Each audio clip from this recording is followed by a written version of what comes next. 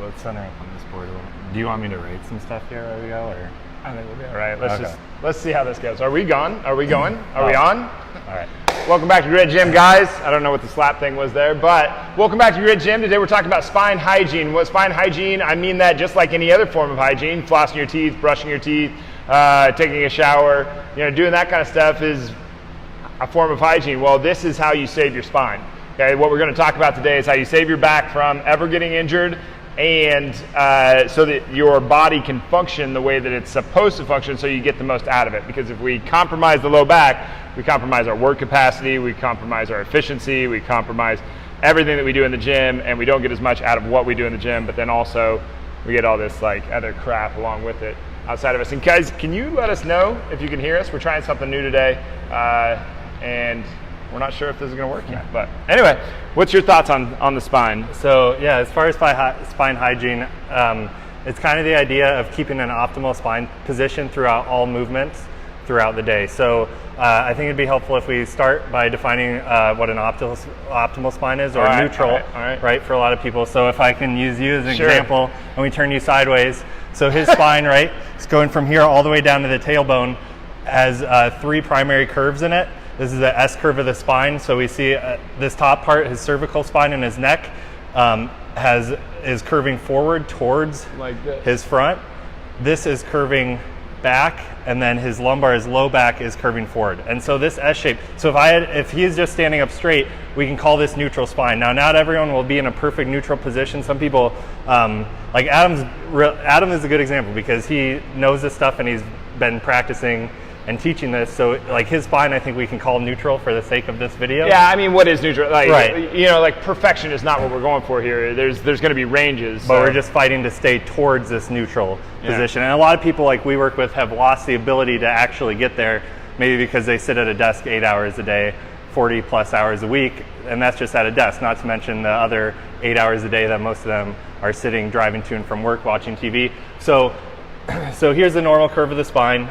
That's your neck, that's your upper back, that's your lower back. Your shoulder probably needs to sit somewhere around in here. Your head hopefully sits right on top. I know this is a very pretty person, but and so like this is really a huge chunk of our job just comes down to teaching people how to create a neutral spine. How to brace, how to move with a neutral spine.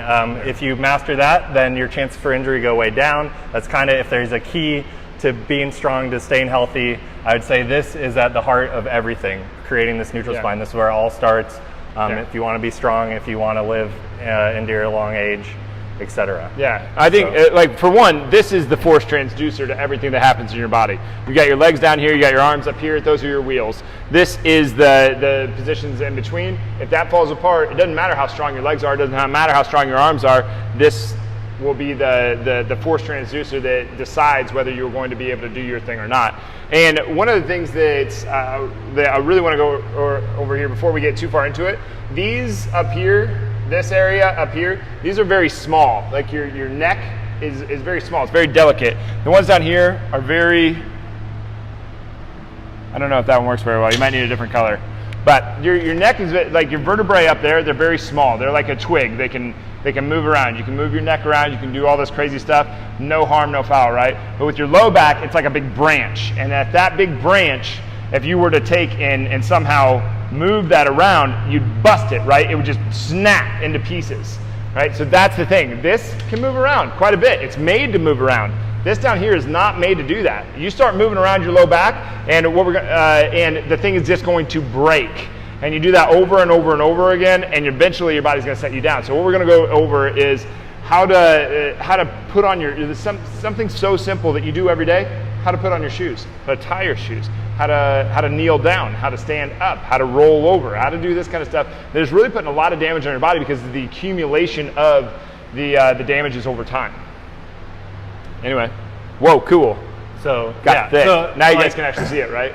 I think a lot of people when they're working out, they understand neutral spine a lot better than when they're in their day, and they don't realize that how important it is to move with a neutral spine. Because if you're deadlifting heavy, you'll know right away when you lose that position. You'll feel it. During the day, like you bend down in a bad position, you're not gonna feel it right then, but after years of bad reps, it's gonna catch up with you. And so when we talk about this core stiffness, right, to maintain a neutral spine, we can kind of. I thought you were gonna hit me. We can kind of put it into 4 different quadrants here. Like we got the muscles on the front, the back, and either side. So right now, and you'll notice as people moving, generally that S curve will default into a bigger S curve as they lose position. So their upper back will run around behind them, their low back will run around forward. And so it's So just go into kyphosis real quick. Okay. Like that's an upper back. That's too much curve at the upper back. Go into anterior tilt. That's too much tilt at the bottom, and then like go into forward head posture. And that's too much tilt. That's too much curve at the cervical. So any one of those out of range is problematic over time. So and so like we can, I mean, through simple cueing and teaching, we can get someone in a better position. If their low back's going forward, that's a job of a lot of things, but primarily this muscle up here. When this contracts, it pulls that rib cage down, pulls the pelvis up, and will take that spine into its natural curve that it should be. And same with the upper back muscle. Once those contract, the shoulder blades pull back, you get in this extended upper back, or more extended. Yeah. You won't actually be extended. But so we got to realize during the day, it's kind of scalable. This core tension, this bracing that we're doing around the spine to create this muscular corset to keep our spine neutral or optimal, is scalable. So when we're deadlifting heavy, if we're doing a 1RM, we want that 100%, as hard as we can squeeze it. When we're just doing our daily activities, that might be about 20. Say you're moving a couch with a friend, you're going to be somewhere in between that. You might be 50, 60, 70, who knows, however heavy the couch is, but you scale that to match the task. We never want it totally shutting off. What happens when we're sitting all day in chairs, you kind of just slouch into this position, you start hanging out on your spine. No matter how good you are, if you're sitting for 8 hours without moving, you're gonna lose conscious thought of that. Your muscles are gonna fatigue. You're gonna go into a bad position. And something to think about here before we actually get into the movement stuff is everybody has this.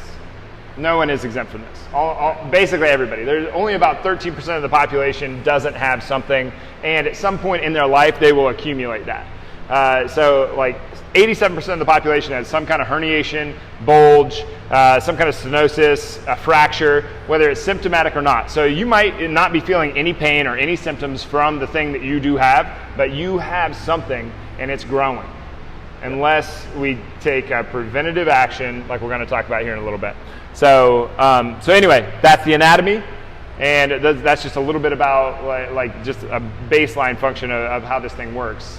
And we want to stay within a healthy range. But I think you're spot on though. Like the bracing thing, we don't need to be walking around like, oh my God, like right. I'm so stiff, like nothing can move here. But what we need to think is how we do move when we do certain activities. It's like in our last video we were talking about like minimal effective dose in a workout. You just want to do only as much as you need to get stronger. With this, you just want to do just as much as you need to keep that spine in place for the given task. If you're doing any more, you're wasting energy. But if you're doing any less, you're coming into a bad position and putting extra stress there. So we know the optimal position. You want to jump into showing? Yeah. I was just gonna say, can you just pop your shoes off? Yeah. All right. So how'd you? I didn't even watch it. I missed it. I just slipped them off. Slipped them off. Yeah. So most people will make this. We actually have a camera girl today. Rach, how's it going? All right, so most people when they take off their shoes, what are they going to do? They're going to reach down like this, and they're going to take off their shoes. But Eric, while I'm taking off my shoes, can you explain what's going on at my low back? Right, so here, and it's hard to, like, he's got a pretty good low back. His low back has stayed in a good position. You don't see an actual rounding, but it is going into a flat position. And remember, neutral is not flat, right? Neutral and flat are not the same. Neutral is this S-curve we want. But what's happening to his back, it's going from this extension, this natural extension that it should be, to more of a flexion. And so what that's doing, so this S-curve is set up so the discs in between, right, where you got our vertebrae, these bones, and then in between them are these discs. You can think of them as like jelly-filled donuts. And what you don't want to do is put too much pressure on one side so the jelly squirts out the other, right? And so what he's doing, you hungry right now? Yeah, what he's doing as that like if these are both two vertebrae on that S curve of the low back, and then now he's going into this flexion. No, other way. They're pinching up front, and so that donut's getting pinched on one side, the jelly's trying to push out the other. Yeah. The so it's just kind of going out like that, Right. and your spine doesn't like that. Yeah, it doesn't like that. The discs like to live in neutral. Yeah. One time, no big deal. Like Right. you do it one time, but you do it once when you put on your shoes in the morning, especially in the morning. It's about 10 times worse in the morning than it is in the evening. But you do it once in the morning, and you do it once at noon, and you do it once just to untie your shoes, and then you do it again to pick something off the floor, and then you go do it again when you're spitting out when you're brushing your teeth and you go to spit afterwards, and when you do anything where you're bending over, and you do that throughout the day, and you accumulate, maybe 200 reps, and you do that every day for a year. Now we're talking thousands of reps. Yep. And that's when your body doesn't like it anymore. One time wasn't that big a deal. 100 times, that's a totally another scenario. But anyways, how should I have done it? Okay, so let's take another. Okay, so the shoe. Yeah. So let's say I'm going to put on my shoes. I can't reach my shoes with the mic, but Here, why don't you? So it's several different ways, right? Like there's no finite way you need to do it. But what's our criteria? We're keeping that natural curve. So what ways can Adam figure out here to keep that natural curve while he puts his shoe on? So if you put your foot over the top, I got this from watching people that are really overweight trying to put on their shoes. And I was like, that's smart. Just to toss it over so that you can keep neutral spine, go into this position, and then put on your shoe. And then you can turn around, put your foot up on something like this so that I'm bringing my body to my shoe, and then I'm tying it from there. So see how you can point out to him. Yeah. So as you notice, the common theme here, he's neutral from head. He has this optimal curve in his spine from the base of his skull all the way down to his tailbone, and he's maintaining that. So it kind of just depends. That's the criteria here. We're not giving you one certain way to do it, but here's another example. Say you're sitting down on your phone, right? And you see this all the time. Most people are here, and flip sideways so I can point. And it's not the idea that you suddenly get to a point where you just move like this. Like even me and Adam, we have to be conscious of this as we sit. Otherwise, we'll default into a bad pattern. I need a lot of reminders. It's not about getting to a certain point where it just becomes your default. It's about always being conscious of it. And so you see this all the time, right? People are on their phones here, or laying back or whatever. But so here's my normal phone position, right? So you can see my spine. And you see, this is the thing. This is how subtle this is. Most people say, "Oh, he's in pretty good position." This isn't that. This is so subtle. But what do we want here? So there's a few ways. I could either bring my phone up to me, so I don't have to drop my head forward here, right? Or I could push my butt back, sit up on my hamstrings more, come down with my elbows on my knees, brace, and be here. Yeah. Are just two ways, But anything in between that where I'm still maintaining that good curve. Yeah. Yeah, I couldn't agree more. And one thing that we didn't go over before that we probably should hit on, I know I'm kind of hijacking this a little bit, but neck position. If you get your neck in a good position, your posture is basically just going to go. You can't. It's very difficult to be in bad position here and here if your neck is in good position. So if you just pop back, everything just kind of falls suit. You get your neck in good position, your chest and your lower back usually follow suit pretty well. Just really easy thing to go through. We can go through that when we get into the using the pipe and stuff. Okay. But what else do we have here? And then let's go to something now. Picking up something off the floor, right? Because it's kind of the same idea as tying your shoe. Most people don't have the mobility, and you probably shouldn't have the mobility. You don't want to be hypermobile, but to pick up a toy off the ground, right? I would stop here. From there, I'd have to do a few other things. I could do more of a single leg RDL, get down low. I could squat. Let's back up before we even get to that, because most people they can't do that, so they have to if we're talking let's say somebody comes into Grit Gym and they have a lower back issue, we have to explain all this stuff to them. And they have to become practitioners of this stuff, where their back is never going to get better. The spine will heal itself if we stop picking the scab. If we stop ripping that scab off every 10 seconds, the spine will heal. So the first thing we're going to know is this is how you bend over. You put your hands on your thighs and you slide down your thigh, pushing your butt back behind you until you get to your knee, and you kind of put this part of your hand over the top of your kneecap, and you're really pushing down hard and pushing back into your hips to load your glutes. Okay, because the glute is a good set of hips, like Dr. McGill. Go back and watch that video. A good set of hips will solve a back problem, and a back problem will give you a good set of hips. So, or not a back problem, but a good back will give you a good set of hips. Okay, if you have any kind of injury, like a lot of the injuries that happen to the low back, they will shift your body away from being able to use your glutes to using your quads. So what we want to do is get really good at using those glutes by sitting back, getting into that position, and now we've at least learned this. Okay, until you learn that hinge pattern, we're going to have a really hard time bending over and doing the stuff that Eric was just explaining. That's a super common thing we see in our clients with big incidents of low back pain is that they don't understand hinging at the hips. You ask them to lean over and they go directly here.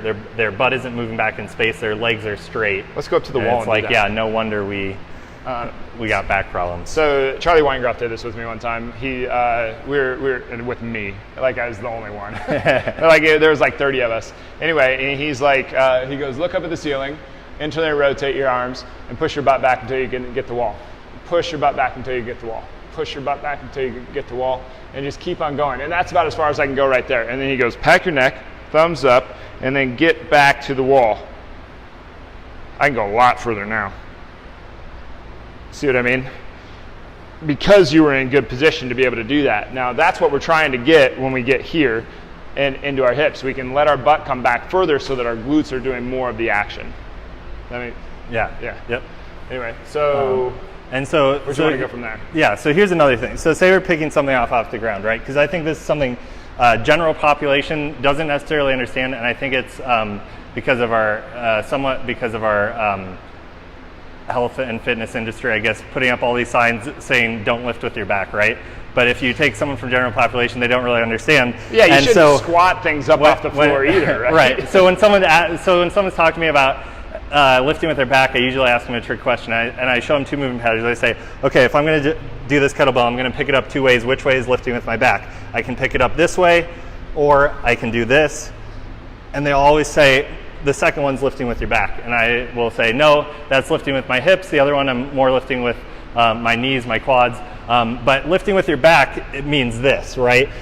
Actually getting that lifting with that spine moving. Now I'm getting here. And what he's talking about here, he's leaving his glutes out of the scenario and just using his back and his hamstrings. His hamstrings are providing the majority of the force. He's leaving his butt completely out of the scenario, and his back is actually acting kind of like not like a boa constrictor, but it's acting like the hand. Like these are. Go ahead and turn around real quick. These muscles in the back here, these are just they're like big hamstring muscles only for the back, but they're not meant to do what these do. They're different. They're meant to drive down and hold position really, really hard, whereas these are meant to move you. Right. So and that's another good point. All the muscles in our core are meant to act as stabilizers, not as movers. So going back another step, the fitness industry totally screws this up with sit-ups, right? So we were looking at like sit-ups to develop this 8-pack, the rectus abdominis up front. So they look at this and they say, okay, when this muscle contracts, this is what it does, right? That's its function. But its role, that's not its role. Its role is to create this thing, but have it be canceled out by the back. So now we got this super stiffness around the spine, which can then resist more external load. Yeah. So just because it can do that doesn't mean that that's its purpose. So if you're doing any of that at your gym, if you're doing any core movement that involves actually moving the core, side bends, sit-ups, super extended reverse hyper type things, then it's probably not a great gym. Your trainers probably are missing this one key thing. Like most of the core work now, if you listen to like any professionals, it's anti-movement, right? Yeah. So we might do things like anti-rotation, we're resisting rotation, anti-extension to work up here, where some force is trying to extend us back, but we're not letting it, or anti-flexion, where we're trying to get bent over, but we're resisting that, right? So, I don't know where I was going with this, but going back to here, right? The first two, use that because like we could show a spring here. This is meant to provide stiffness so that his hip can actually be the spring that shoots out, if that makes sense. So this provides a ton of stiffness, just like like a table would to a spring. You push the spring down and it shoots up. The table provided the stiffness, right? And then his hips provided the movement. Okay, his hamstrings, his quads, everything that was going into that made him able to move it. This did not move it. This area didn't move the weight that he just picked up. It held position in order for him to pick up that weight. Exactly. So it's not lifting with your back until you come out of that alignment. And there's everything in between, right? There's all different torso angles in between, right? I might, from an RDL to a deadlift, I'm slightly more upright. To a sumo deadlift, I'm a little more upright. To a back squat, I'm a little more upright. To a front squat, and then to an overhead squat is kind of this continuum of motion. But none of it's lifting with your back per se. It's all as long as we're keeping that neutral spine. So one way we'll teach clients to keep this neutral spine. So pack the neck just a little bit more. All right, ribs down. All right, go for it. So, so what he's trying to do, he's trying to keep position. He's trying to keep contact. Back of the head, upper back, butt. So stick your round your back a little bit more. All right. So now he's not there. Now get there. 3 points. Now contact here. All right, now he's in good position. Now go ahead and pick up your, see that? And now come back through. Just to get a visual. That's more of what we want it to look like. But optimal, like some of that is going to have a little bit of variance. Like some people are going to have, I call optimal instead of neutral just because some people are going to, like I live with a little bit better anterior tilt than if I really tilt back hard. Like that's when my back hurts the most. But everybody's going to be just a little bit different. But for the most part, everybody's going to be about just like what Eric just did. Yeah. Yeah. Where else were we going? Oh, how about if you were going to lay down on the ground? So we did the hinging. And if you're going to lay down on the ground, which is going to be interesting with these mics. So I guess there's a lot of ways to do this. But again, right, if I'm trying to think of how to keep this vertical, so if I have the strength, I can do it first a lunge down. I can basically do a Turkish get-up, where I'm getting down this way, my back's still straight, hold my hip up. Although this way is going to be a little hard for most people. Do you want to show like the super right there, baseline progression? So when I got up, so we got him. So we just got Eric doing it. And this is super common. This is where the mic's getting problem. So this is what just happened right there. That's almost everybody gets up. Can you show them again? Yeah. That's earning your back pain. That's what that is. That position right there, where he went into that flexion, picked that scab that he's going to have, created a micro injury that is going to grow over time every time that he lays down and gets up. Especially if he does this is how he gets out of bed in the morning. In the morning, your discs are more lubricated. They have more cerebrospinal fluid in there. So let's go ahead and go on your back. All right, so this one, let's say you're going to roll to your right. So your right leg has to be straight out. So hold up. So this arm's got to be overhead because otherwise you're rolling over on your arm. Now you've got to pick up your head first and look over at Rach. So, head up first. Your body's going to follow your eyes. So head up first. Now go ahead and come back though. Okay, pick up knee. Just P and F rolling. Yep, and then hand. And then drive that over and you get out of his way. And that's how he's going to get to that position. Then go ahead and straighten out this leg, straighten out this arm. All right, now go ahead and crawl up to knee. Don't let this move. Okay, hands on thighs, press down in. All right, come up and then go into the lunge. Yep. That's how you would get up and get down. So so if you were going to get down, hinge into the hip, and then you take one knee, and then you take the other knee, and then we're going to crawl out all the way. And then we're going to have one arm out and we're going to roll because there's no rotation there. And then to get back up, head first, throw that over. I did it to myself. I needed my other arm up overhead. Okay, press down, get in position so that you're pressing down so that you get this alignment so that your glutes kick in and then you can go into the split squat to stand. That's practicing good, safe hygiene on your spine. Okay, and then now let's go into some examples. Like you can't, there are some circumstances where you might not be able to get in an ideal position. So like for example, if there's something right up against a wall, like I can't go straight on because there's no room for my head to hinge. I can't go to the side really because there's no room for me to straddle it, but it's just still the same idea. I'm gonna brace, I'm gonna keep my spine as close to neutral as I can as I pick this thing up, however I'm gonna do it. And then once I can get it into a range, then I come right back to my good position. Yeah, that's a really good point because nothing like you might be crawling under a deck. You might be picking up an odd object. You just never know. There's a ton of situations like construction workers. I'm sure see it tons of every day where they just get into place. But as long as you understand, like that doesn't mean just be lazy about it and do it. However, like you're gonna, as long as you know these principles and how to apply them, it might not be optimal, but it's as close or it might not be perfect, but it's as close to optimal as it's going to be. And yeah, go ahead. The point of this is all move from here and move from here. Do not move from here. Right. This doesn't move. That doesn't mean it's supposed to be like rigid and unable to move. That's not the point. The point is that when we're trying to keep it from moving so that it doesn't keep on getting more injured. This is a big misunderstanding. I see people online. I saw a guy the other day. He was doing bent over rows, and he was doing them in like this position. And he tried to justify it. He goes, "You have to train in bad positions because you're going to be in bad positions someday." There's a lot of people who say that now. That is so dumb. That is so dumb. I like. You should just go like you should go slap yourself. Like slap some knowledge into yourself because that is so dumb. I don't know. I didn't know what to say. I couldn't even respond because I was like, "There's no. How could you even explain this to somebody that really believes that?" Right. So that position is going to get you hurt, and training that position just reinforces the injury. And then when you actually do get in the bad position, you'll be less strong because you already practiced it. If you would have practiced good position, you would have probably stayed in better position when you got there, and you'd be stronger because of the good position that you did stay in. Was that followable?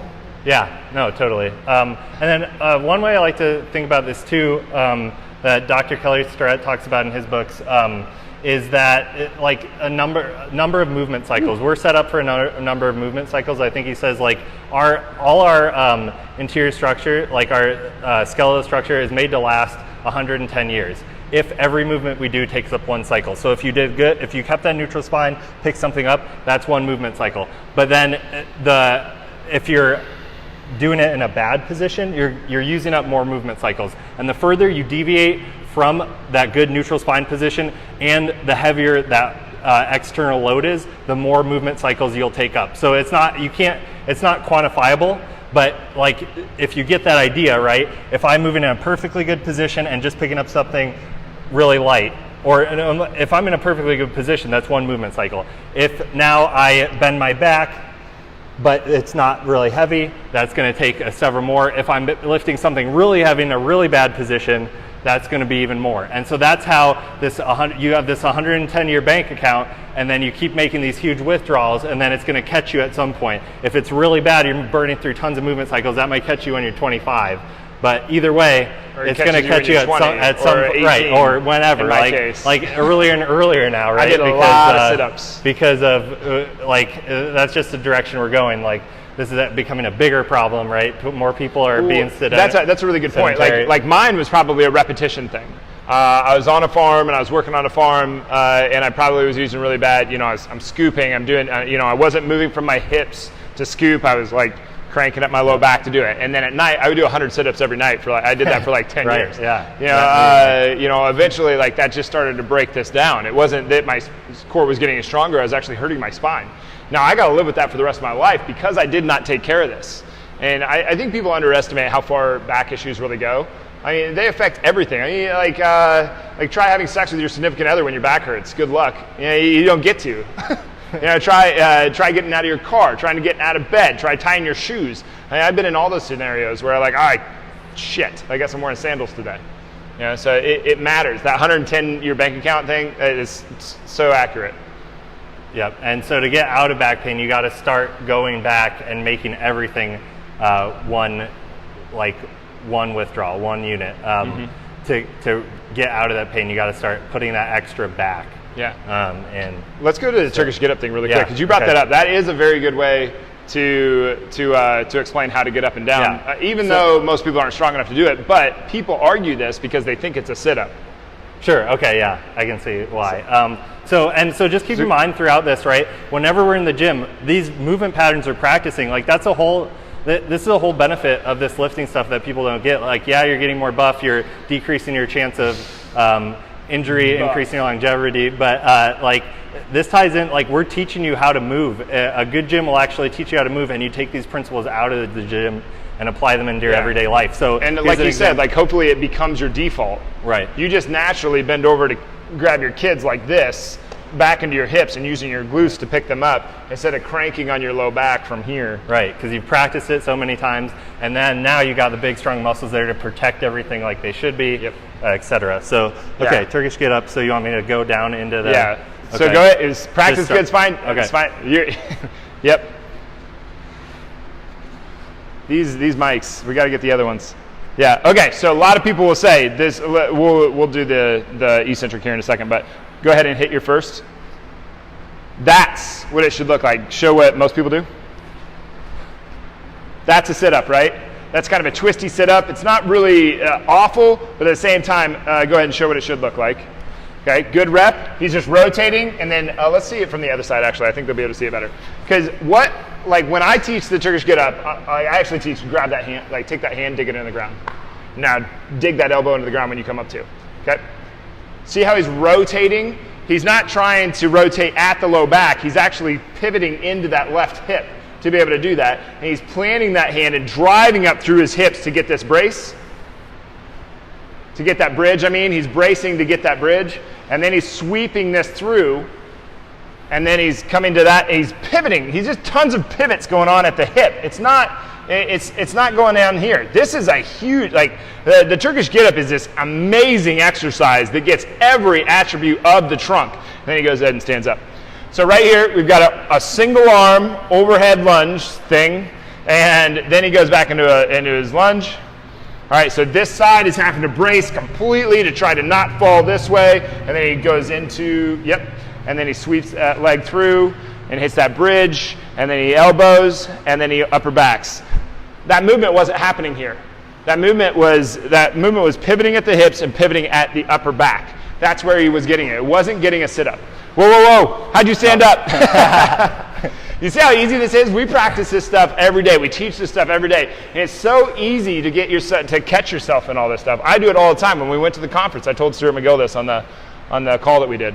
I was like my back was a wreck by the time we showed up there because I was in a car for so long. And he's like, well, did you practice spine hygiene? And I was like, nope. And he's like, did you get your the diaphragm thing that goes into your low back? I was like, nope. He's like, well, you earned it then. And I was like, yes, I did. And that's why it's so important to have a exercise practice that's enforcing that and teaching you that. Because we're always going to move bad sometime. No one ever is going to move perfect all the time. Yeah, the point isn't to be perfect. When you're doing these good practices all the time, you have a little bit to spare. So when I get up like that, I'm not super worried about it because most of the time I'm moving pretty good. And so it's nice to have that. You don't have to be a total slave to your movements as long as keep going with what you're saying and explain that with fighters and wrestlers because they get into these really awful positions, right? So it's because somebody's going to come on here and they're going to be like, well, not you should train in bad positions if you're a wrestler or a fighter, right? Because they go into bad positions. Well, why wouldn't you do that? Right. So you wouldn't train in those bad. You're already going to get enough practice in those bad positions from doing the sport. But that kind of goes back to this example. You can't always be in the best position, and in some of those fighting sports, a perfect position isn't the most powerful position for what you're trying to do. Yeah. So, because you transform into other things, like we were talking about earlier. Sometimes in wrestling, you become a boa constrictor, right? And you're tightening down. Yeah. But we don't want to practice that. We're just damaging the spine so that you can't constrict as much when you do get to your match, right. if we trained like that. And I would say, so therefore, it's more important that those guys have better movement, have really good movement quality outside of that, because they're always getting such bad doses. Now, of course, that's nothing compared to your office worker who doesn't understand any of this stuff, doesn't have any muscle mass, right? Because the less strong you are here, the harder it is to keep that in place. And then who's sitting at a desk 8 hours a day and then going home and watching 4 hours of TV after work and basically just sitting all day. But that is the average, you know that? Yeah, 13 hours a day is the average, I believe. Well, no, I mean the average TV time. Oh, 4 hours a day? It's over 4. The average American watches over 4 hours of TV per, and sitting is per day. 13 hours a day. Unbelievable. How you guys have 4 hours? Who has 4 hours to watch TV?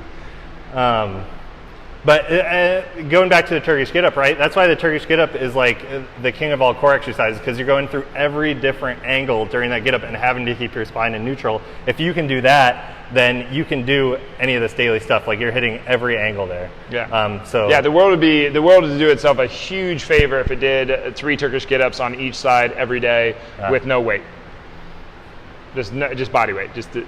You'd have 90-year-olds still able to get up out of chairs. Totally. It's you hear how in Japan their life expectancy is so much higher because their beds are on the ground, so they have to get up and down. You watch people I don't know. I've seen this with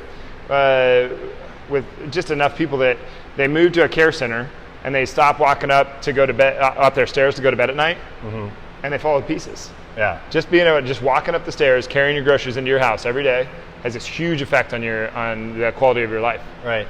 It's that little thing. Anyway, pretty wild. But anyway, should we wrap this up? Yeah, let's do it. All right, so the point of the video today is to keep good position at your low back. Okay, we want to use the hips as much as we possibly can, partially because you want to have a nice ass, right? But also because you want to save your back. Okay, we can't do much if your back is all busted up. You're not going to have a very good life because your back is all busted up. If you haven't had back pain, you don't understand. I mean, it's debilitating. It ruins everything. You can't sit, you can't stand up or lay down. You can't do anything. Like, everything feels awful. But if we just practice a few things, like picking your foot up to a box to tie your shoes instead of leaning down to tie your shoes. If we practice getting in good position and using the glutes to be able to do this. And I don't underestimate this stuff because that is really hard for people. Most people have no clue. Like when they're like, oh my gosh, like the first time, it might take us 100 times of just doing this to get them to say, oh my gosh, I feel it in my glutes, now I can stand up. I know that's how it was for me. I went years playing football and all these other sports. I didn't use my butt. I had no idea. I was like, and people would say, man, my butt hurts so bad. I was like, my butt never gets sore. Because I didn't know how to use it. I didn't know how to hinge. Anyway. Yeah, and then before we sign off here, I brought a few books to recommend if you're interested in this stuff and you want to know a little more. So this first one, Back Mechanic by Stuart McGill. So he was on the show last week. Like the smartest guy when it comes to spinal mechanics and research. If you're in back pain currently, this is probably your best resource you can buy. Definitely. Yeah, 100%. This will give you the confidence that you need. You probably don't need surgery, especially if you're having if that pain isn't always a 24-hour thing. Like if you're having some good days, some bad days, you probably won't need surgery. This can be super. The chances you needed surgery are basically slim to none. Right. If you go to a qualified professional, and if you ask your surgeon that, your surgeon's wrong, just dead wrong. Well, there's too much research, there's just too much out there. Your surgeon is an ignorant asshole. He's wrong. Well, yeah, and if you're going to a surgeon, that's what they do. They do surgery. So that should be your very last thing.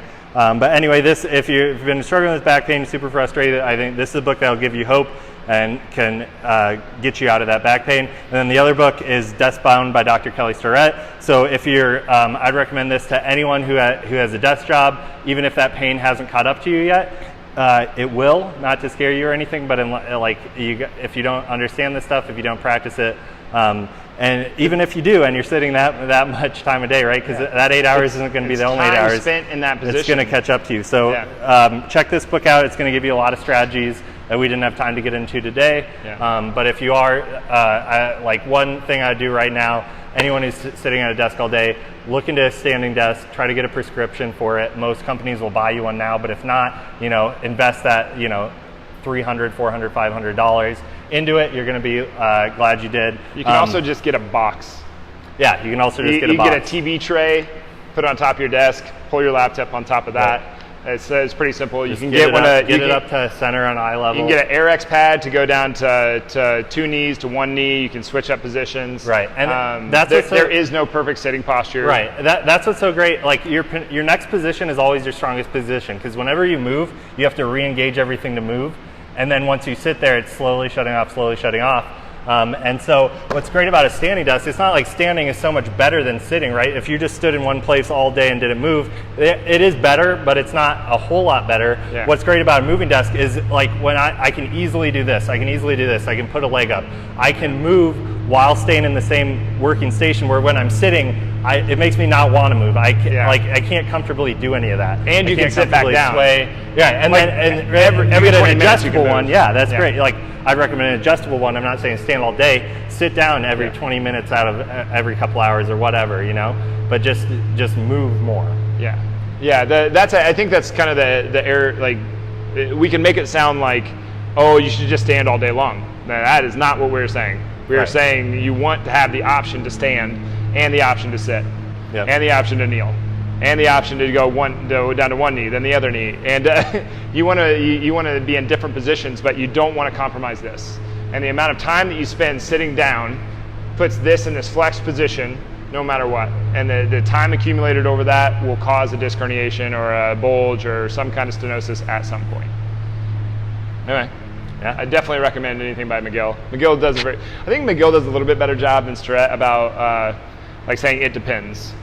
Sure. You know, like Stewart makes it sound like everybody's just do this, you'll be fine. Yeah. It's like, well, not always. Pretty general. Real quick, let's hit the big 3. Oh, okay. All right, so let's say right side curl up is going to be the first one. So Eric is going to straighten out his right leg. The reason that you do this, the reason we call it a right side curl up is because we want the right leg to be out, and that's because of how the diaphragm has more connection points and is stronger on the right side than on the left side. So we're getting a little bit of space here to kind of iron out this, to open this up, because almost everybody's right rib is a little bit dropped. So he's going to put his hands in his low back so that his low back has that natural curve and it keeps it. Now this is going to look like a crunch, but it's not. Okay, go ahead. Before you get into this, do you want to explain what the big 3 is, who made them, and why you would do it? McGill did the big 3, and this first one is about actually getting this rectus abdominis to kick on, but getting the rectus abdominis, the six-pack muscle, to kick on without actually causing lumbar flexion. So we don't want lumbar flexion, right? We just spent like 40 minutes explaining why we don't want that, but we do want the rectus to have a little bit of tension added to it to be able to produce stiffness. So the rectus actually attaches way down low, and then it attaches up into his upper back.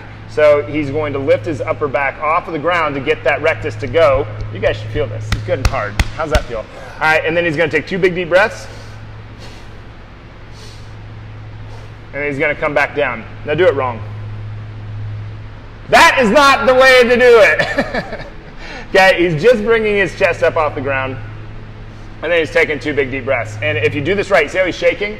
Do this right, you know it, because you're going to shake. All right, let's go into lateral plank, and then we'll regress from lateral plank.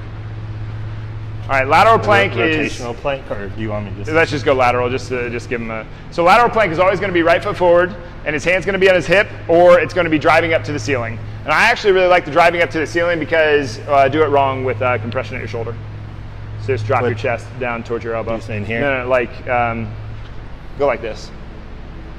Oh, this way? Yeah. See how you can compress this? So if he presses up to the ceiling, press up, he gets distance between his chest and his elbow. Anyway, when we do this one, how long can you hold this? A while? All day. All right, when we do this, we're taking away one of his intercostal muscles right there. That intercostal is the muscles between your ribs, and that's a breather muscle. So if he can't use that to breathe, he's got to drop his diaphragm, so this is a provocative breathing drill. Plus he's getting all of this lateral function that happens when you walk, when you do anything, so that he doesn't rotate when he's walking or doing other things that are going to hurt his low back. Do you want to do the other side? Go to rotation. And then arm up, press to the ceiling. Okay, so this side is now contracted so that he can't drop, and he's using that intercostal, so his diaphragm has to drop and do what it's supposed to do so that the core actually gets stronger. This is a great, great, great drill. Let's go into bird dog. All right, for bird dog, and this is one I see messed up all the time. All the time. All right, so let's say, so bird dog right now, big chest. Okay, you're gonna get long from the top of your head to the bottom of your butt. So get long through here, and he's gonna do opposite arm, opposite limb, reach. Now, that's pretty good. Let's drop that hip a little bit. Let's pull the ribs down. Okay, pack the neck hard. Now, he's in a really good position. His glute is on fire, and he's having to do this kind of cross-sectional thing across, and I really think there's more going on here than people think. But anyway, there's rotary stability. There's tons of stuff going on here. And then go ahead and switch. Let's see a bad one. All right, a lot of hyperextension at the low back. He's shooting his arm up too far. I don't know what's going on with the leg. So what do we need to do here? Okay, go ahead and go again. Some people are going to be better with their leg about right there. Squeeze the butt as hard as you can. All right, he's probably better about right there, right? Let's drop the shoulder and really reach it forward as far as you can. And then ribs right there, okay? So now he's got this nice long low back. He's got his butt functioning. He's more like real movement. His abs have to kick in to hold. This is a lot of things going on here. This is a glute, plank, a lot of things. Go ahead and come back down. Now, one of the things that we do at Grit is we're going to put a roller on your low back so that if the roller falls off, you know you screwed up. And the roller almost acts like you sweating already? Yeah, I was sweating before anyway. But the roller almost acts like an auto-correction tool. But anyway, those are the three, the big three. If you do those every day, you're gonna improve your back quite a bit. We didn't go into the regression of the lateral plank, but that's fine. We're way over time. Anything else you want to say? That's it. That's it. Yeah. All right, thanks guys. Please like, comment, share. This is Spine Hygiene, how to keep your low back from ever having an injury in the first place. It's a lot better than getting there and then having to crawl your way back. Anyway, thanks for being here.